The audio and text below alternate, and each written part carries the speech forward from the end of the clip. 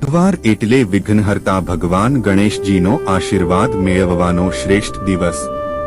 કોઈ પણ કાર્ય શરૂ કરતા પહેલા જો આપણે ઓમ ગમ ગણપતિએ નમઃ મંત્રનો જપ કરીએ તો મનમાં આત્મવિશ્વાસ આવે છે અને કામમાં આવતી અડચણો દૂર થતી જાય છે।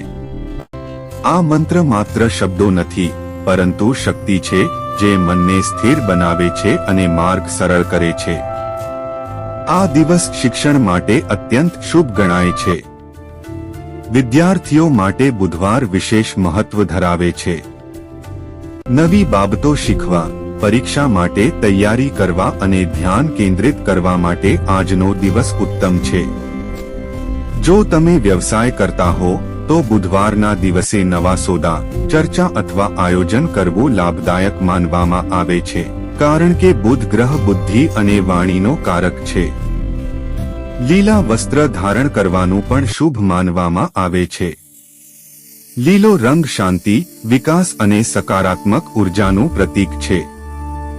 આજના દિવસે લીલા રંગનો ઉપયોગ કરશો કપડામાં, રૂમમાં કે કોઈ નાની વસ્તુમાં તો મનમાં તાજગી અને ઉત્સાહ અનુભવાશે।